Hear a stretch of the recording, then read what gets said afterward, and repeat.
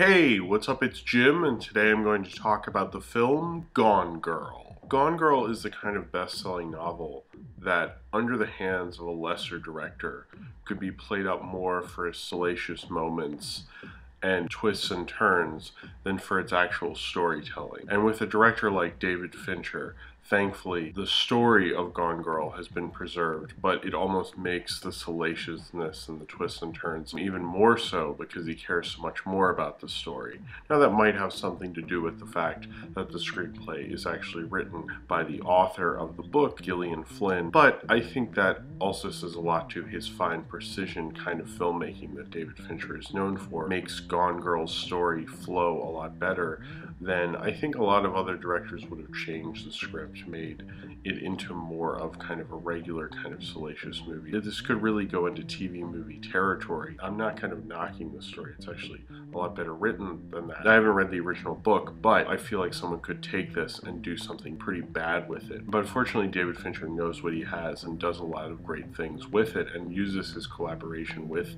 the author, Gillian Flynn. David Fincher almost works in this like a reliable old Hollywood system director. Not the kind of like studio director who they'd have come in and do their small movies because they needed someone to work on the Tarzan movie this week. It's like the director they knew they had in their back pocket who could do the big movie and do it very well. Do the best-selling book and not deliver a stinker, deliver a really fine piece of filmmaking. And David Fincher has proven to be that, especially recently. He's really been doing kind of bigger works, films that make you leave the theater talking about it, and talking about it for a while. If you look at The Social Network or The Girl with the Dragon Tattoo and Gone Girl, they're kind of three films that all share a lot of similarities. They're kind of almost water cooler films, and he makes them that way, but not in the way that's kind of like TV water coolerness. There's really some fine filmmaking going on as well. It kind of reminds me of later Hitchcock because he's so comfortable. He has his team he's working with. He has the same cinematographer as The Social Network and The Girl with the Dragon Tattoo, Jeff Cronwith. He has the same editor, Kirk Baxter, and he has the same composer, Trent Reznor and Atticus Ross. It feels like he has a team and he knows how to get that kind of David Finchery type film, but he knows how to do that almost in this film like he's toned it down a lot. Gone Girl isn't a film directed by a major director that really needs his stamp on it. It's definitely there, but I was more wrapped up in the story, and it felt like Fincher and all his usual cohorts kind of took a step back almost and were a little more modest about what they were doing, especially like then with Social Network and The Girl with the Dragon Tattoo, but still having that kind of water cooler element to it that also I think worked with Gone Girl, the story. It's like a story that after you read it, or I guess in my case watched it, you want to talk about it with. It's actually a good movie to see with other people because you want to talk to them about it. It's kind of a movie that defies you not to talk about it because you will. It's probably actually a really good date movie because you have something to talk about right afterwards. It shows a filmmaker who really wants to be both relevant but still make fine filmmaking on a major budget the way he has been doing these past three films. When you think of something like Zodiac, that's more of the exception to his filmography than the rule. With Gone Girl, he's shown that he's a strong enough storyteller that he can get that kind of story to work no matter what kind of a story it is. It doesn't matter to him. It's really about telling a well-defined, well-crafted story and getting it to work the best way it can, just like he did in The Social Network and The Girl with the Dragon Tattoo. A married couple, Nick and Amy, and they're about to celebrate their 5-year wedding anniversary when Nick goes out to the bar that him and his wife own and comes back and his wife is missing and it looks like he has been burglarized. And he calls the police and they start an investigation and it begins a kind of media firestorm to find his wife Amy, who he then discovers is pregnant, and more revelations come out and it looks like he possibly could have done it or maybe he didn't. No one's really sure, and he had a girlfriend on the side and they're all trying to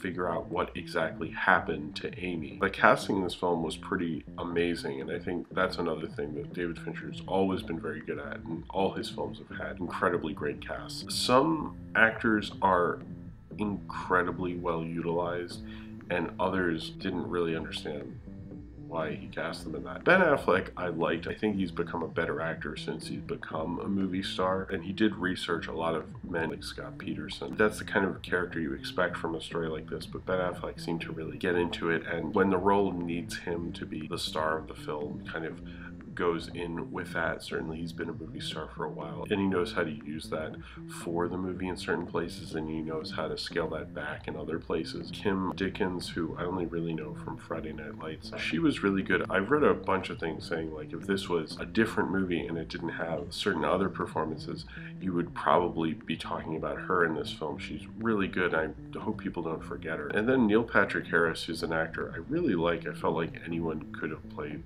that role. It wasn't like something necessarily very Neil Patrick Harris. There are certain points it felt like he kind of got into it, but I don't think Restrained worked with that character with Neil Patrick Harris. Neil Patrick Harris is an amazing, great actor. I will probably watch anything just because he's in it, but I didn't really like him as much in this film, unfortunately. It's probably one of the weaker performances I've seen from him just because it didn't give him an opportunity to shine, and I guess maybe I'm more used to him doing that. I can't really say any more without putting up a spoiler section, and really, if you haven't seen this film, I recommend going in as cold as you can. I tried not to give anything away, and I hope I didn't for you. So if you've not seen this film, just stop right here. This will be the spoiler section, so anything after this, there'll be spoilers. Don't do that to yourself. Rosamund Pike gives probably the surprise performance that I'd been heard that she was going to be giving, and I kind of couldn't imagine it. Watching the original trailers and going in, I actually looked up Scott Peterson on Wikipedia. I was like, oh, this is going to be like the Scott Peterson story, and Ben Affleck's going to go to jail and stuff. That's just the beginning. That's like just the first act. And when Rosamund Pike, you find out everything about her and how she's actually been alive this whole time and how this is all coordinated and elaborated by her character. But when you're hearing sections of her diary read, I felt like she was very much like Grace Kelly, kind of like a Grace Kelly Hitchcock. And then as the film went on, she suddenly became like Norman Bates. It's one of the craziest performances I've seen this year, and it's probably one of the best and meatiest roles I've seen an actress take on in a major Hollywood film, probably in a long time. As soon as I found out that she is alive and that he didn't do anything, I was so riveted and so interested in her character. It was pretty much like Ben Affleck, who he didn't matter to me anymore. I didn't care about him. In my mind, after you hear that revelation, you figure out what's going on with her. She is the only thing I'm thinking about, and that character and that story. Her character embodies everything about a crazy story that you see on like a dumb murder documentary, or you see on a Snap, and you tell your friend at work, you know, one day, and like, oh, have you ever heard this crazy story about this lady? And she like totally faked her death. It feeds into that, and she gets that as soon as that happens. She plays it so well. Sometimes I wonder, am I more interested in where the story goes or where she goes? But she was genuinely funny. She definitely changed the mode of the film, and she made it more enjoyable and made the most of the shocking twist, but also the most of that character, because it's a really fun character if you get someone fun to play it. I didn't expect the twist at all. Like, there's that poster and there's like a boat on the water, and I was like, oh, they're gonna find her in the water at some point. I just didn't know anything. My wife had actually read the book when we were watching it. She was watching my reaction to see like when I figured out, and at the beginning I was like, oh, well, she's driving, I guess in heaven she drives. That's like what she likes to do in heaven. I don't know, maybe she really was into that. But then when she really goes over what exactly she did, I was just like, holy fuck, wow. It just started to unravel. Suddenly I'm like, I'm totally viewing Ben Affleck in a different way. I understand a lot of people have read the book, and it's a big book. I didn't read it. I totally get why people were so obsessed with it. This felt like he really got more into it than with The Girl with the Dragon Tattoo. The Girl with the Dragon Tattoo felt like a more calculated, like he knew exactly what he was doing. And Gone Girl felt like a little bit more of a challenge to be a little bit more modest. I'm not going to say it's directed on the same level as Zodiac, but it felt like that kind of Fincher in much more of a studio mode. I feel like Zodiac's not his least kind of studio movie. Gone Girl's, it's very much a studio film. The way he lets the story play out and the mystery unfold. And it's kind of like the same thing with Zodiac. It's at the end, I always feel like the amount that mystery goes on, you kind of feel the weight of the length of that investigation. And I feel like that with this mystery, that as it goes on, it makes it even more stinging. I can't believe how many bizarre twists and turns this whole thing has. And that whole thing with the box cutter and Neil Patrick Harris's neck, Rosamund Pike, the thing with her hair, not trying to get blood on her hair, was hilarious. And the way David Fincher plays it off, there's a lot of funny moments in here. I haven't seen David Fincher's wit be on display as much as it has in this film, probably not since Fight Club. There's a lot of funny moments in this that he uses, even with like someone like Casey Wilson, the humor in this to make it even more crazier and make it more enjoyable. It's actually fairly audience friendly, but also very tightly wound. And I think that's kind of the magic of David Fincher